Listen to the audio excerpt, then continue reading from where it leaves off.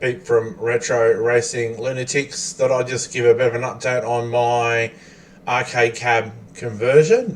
Certainly not the witchcraft that is Fidel, and it certainly is not the, I would say, theme park amazing out of this world build that I hope Marty Kilroy will do in regards to his cabinet. If you haven't seen a sneak preview, keep an eye out for that. But this is my little build or refit. I got this from Stephen Barrel in Australia for $1,000. Had a Pandora's PC box plugged into the back of it. An amazing IPS monitor. Came with a Hori wheel that was in it. Taken that out and put my G29 with force feedback wheel in there. Plugged in the gear shift. Got a bit of an arcade flight stick thing happening over here, but that'll be going through a bit of beta testing, and hopefully I'll do that on a video. Got the marquees going. This is the original one, but I've changed the backlight on that, so it's a bit more animated. And this is the original marquee screen that I had lying around for a while now and had for a very long time, so it's great that I've been able to repurpose that. I said ultimately I'd like to have a really long marquee fit into that slot, but they're really expensive at the moment, especially with tariffs and the like. But I'm going to keep a closer eye on that. But I'm really just super pleased with what it is. The screen looks a little washed out because I've got the light shining on the cabinet, but it looks absolutely amazing. The mirror box, a little stream dock that I've got, which is it covered off in a separate video. Lots of lessons learned. I'm learning really quickly about what and how deep that thing can actually go. All sorts of lights and torments from Arcade Adam, which is just pressing all the wrong buttons in me. But I'm going to restrain because I've got lights happening on the cabinet already. Care of him, of course, and Gustav and others who have really brought me along and taught me how to use MAME hooker, how to use the RGB gold leaf lights, which I unashamedly get from AliExpress because they are a fraction of the price than buying them from Ultimark. But I did buy the pack that 60 bought for from Ultimark that hooks everything in from a racing perspective and does a lot of outputs, not only to the wheel but also to the light. So hopefully you'll see a bit of a demonstration on that, and I'll get to try and play a few games, and you can see how the lights interact with the platform and possibly with the marquee too. So I'll just see how I go. I might do Sega Race TV on this demonstration as well. Okay, so I'm going to likely put Mega Box if I can get the flight stick to do what I want it to do, which will be racing and flight. And Andrew has done Mega Box, and if you don't know what Mega Box is, you'll definitely want to have a look at it. But essentially what will happen is that I'll want to boot this into an option where I've got, build 1 and build 2. In this case, it'll be racing and flight. But at the moment, I'm just working through my personal launch box and big box build for both, just on the racing cabinet. But I'll cover that off in a separate tutorial and video as well. So I'm going to just see whether or not I was going to make a liar of me. On here I've got all my different launch box and big box buttons and all sorts of things happening with websites. So I'm going to just press big box and see if that launches for me. Unashamedly, this is Andrew's work. He put this bit of video together for Megabox. So whether it's just a launch video into my big box or Mega Box, the video is going onto the cabinet. I really like it. Anyway, so thanks, Andrew. Just going to go into the menu system. There's around 850 games on my personal build at the moment, and that's not including the flight ones, which I've added, and I'm just going to go through and work through and see whether or not this configuration is going to be really working for it or not, because at the end of the day, I've got this for racing, and flight is really secondary. But I've got this joystick that I got from AliExpress, which seems to be working quite well. I've just got to try and fine tune it and see if it's fit for purpose. But the primary thing is this is now a racing cabinet. it's great because I've networked it with an older wheel that I've got, which I use on my multi-cab. So when family and friends come over, we can play games like Mario Kart and others via network. And stay tuned because a mate of mine, Dan, also in Australia, and Rod, also an Aussie as well. We've been really testing and trying to get GameCube and Wii games to work on Netplay. So I've got a really good setup here where I've got, for instance, if I go to GameCube, we've got classic games like F-Zero dialed in at, at 1,000,000. Well, in fact, it's even better than Triforce, I dare I say. It's just like on point. And I'm playing this through, when I get to it, there's so many games on GameCube which are just amazing. Where is it? Netplay. So Brian did some box art and logos for me. I've gone and done a script that actually goes into Dolphin and makes it quite a seamless process to get GameCube and Wii games up and networking and around, well, at least around Australia. I've been testing it around Australia, and games like Sonic Double Dash have just been absolutely fantastic with force feedback, all happening, all scaled up. You just wouldn't believe, how old, because the GameCube is quite old now, but these just look absolutely killer when it's all scaled up and done correctly. Anyway, so I'm just going to go out and just focus on a couple of games. I'll just focus on Teknoparrot. I've really tried to dial in the big box theme with flags and everything, so it's all really, really consistent and tight with my active marquees that I've done in the past. I can't sort of stop here and not mention the witchcraft and wizardry that is Alex, who's been doing the marquee. So if I can just get to the Wangan things, and you'll actually see on the video that I've got all his marquees loaded, locked and loaded, looking really, really good, and can't wait to finish that off with the 6RR looks absolutely amazing. But anyway, so what I'm going to do is I'm going to go through a few games, and just so you can see how it's dialed into the cabinet, I'm going to start off with Daytona USA. It looks really, really good. You can see how it loads into the system like that.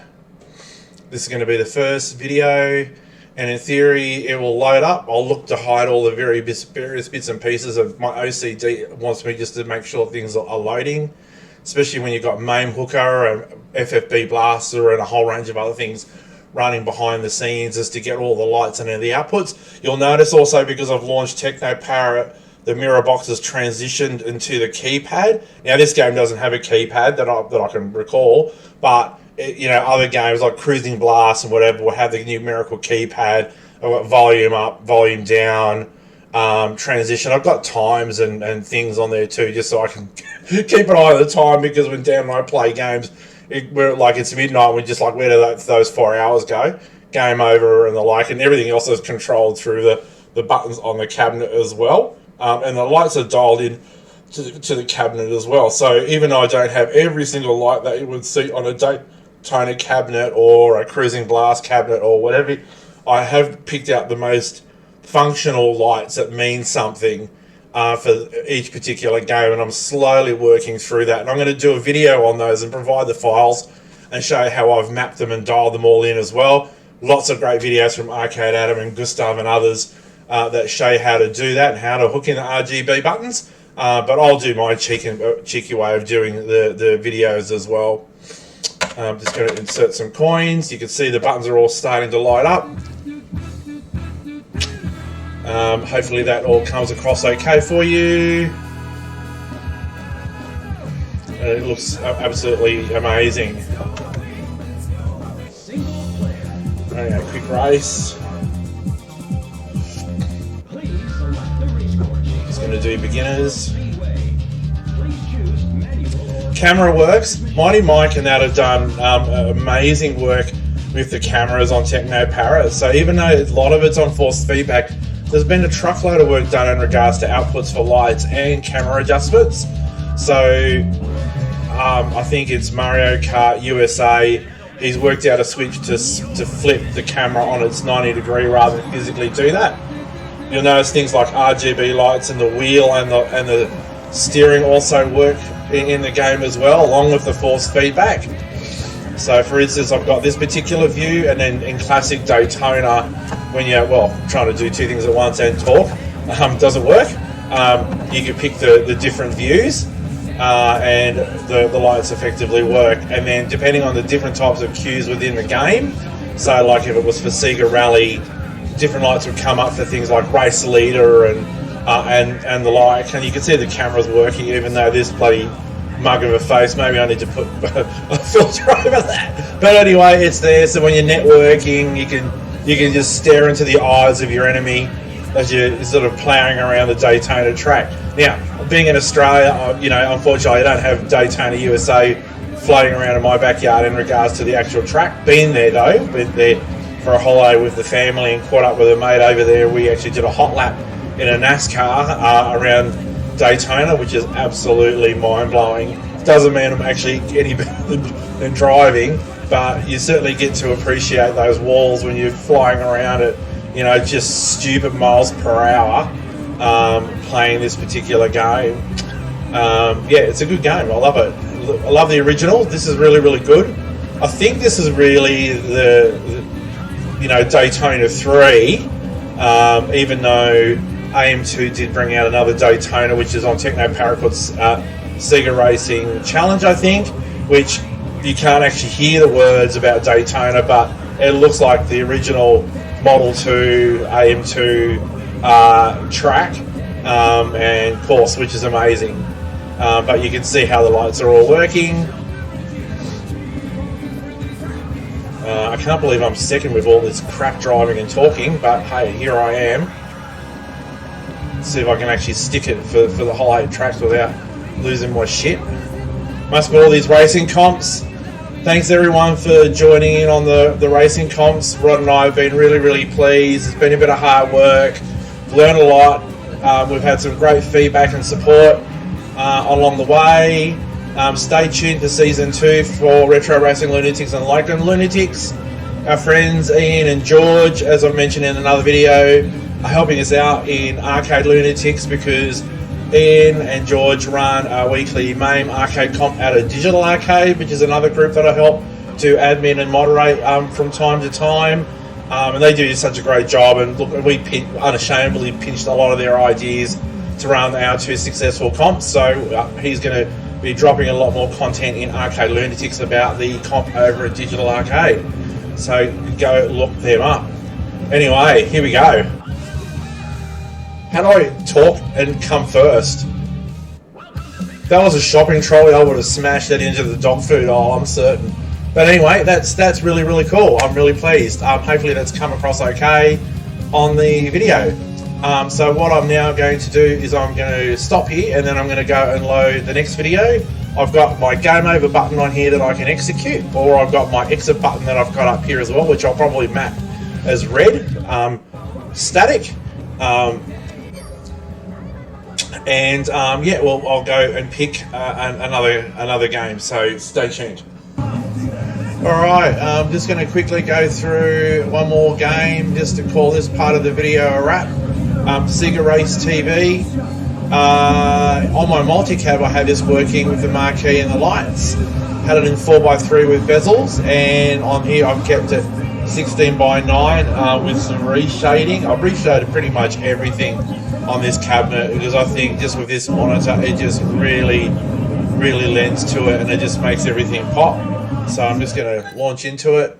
It has a bit of a long launch system into this particular game, but hopefully you'll see all the lights start coming on. Again, I've picked the ones that when you look at MameHook it actually means something, and are the most animated. The steering wheel also lights up as well, and in theory the marquee will switch over as well, so you see the marquee switch over too. So in theory, when I'm going around the course, the lights, the marquee, and everything will actually interact. Some people then sort of say, oh, well, you know, when you're here looking at the cockpit, you don't really look at the marquee because you're not looking at the road. That's true, but I've done it. I was keen to see how it actually would interact with the marquee. A lot of racing games and arcade games do have interactive marquees that do animate and attract. So it's me sort of just trying to keep, I guess, true to how some of these games were presented in their attract status on the course. Great as a multiplayer game, by the way. Really, really cool. Good fun. Anyway, let's pick something. Let's go cruising with green. Shall do. And we'll pick the classic track. It's finally here, folks. The start of another thrilling race. An asphalt symphony, played by our fearless team of drivers.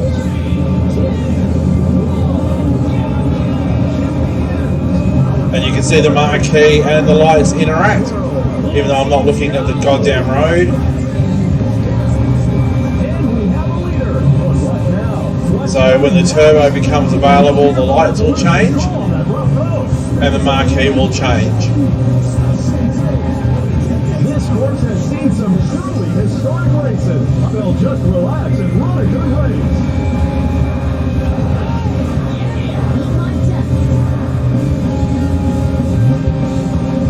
And this is such a gorgeous looking game. I tell you, like, even though the scaling is good from Teknoparrot for this game, I have to say, when I've gone and added the reshade to this, it really makes a difference. And I'll show a video where I apply some very basic reshading. Some people don't like using it. Some people want to scale these kinds of games to 4K.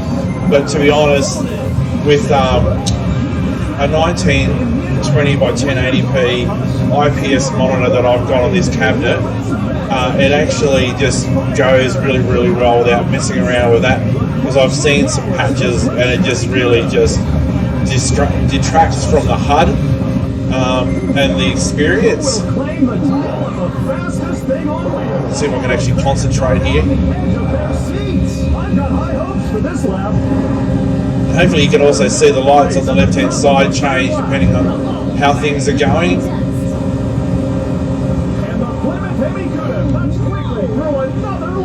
Yeah. Things are heating up on the front line. Can they boost on through? Newsflash! Rampaging trucks have started over the course. Look out for accidents ahead. It's got really great force feedback. FFBlaster is an absolute game changer.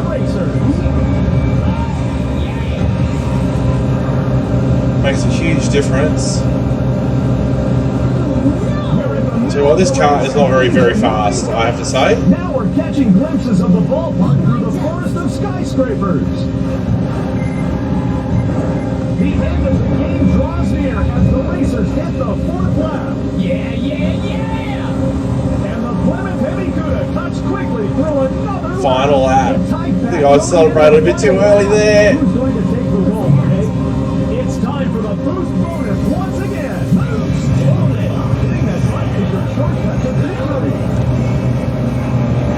Yeah, go away.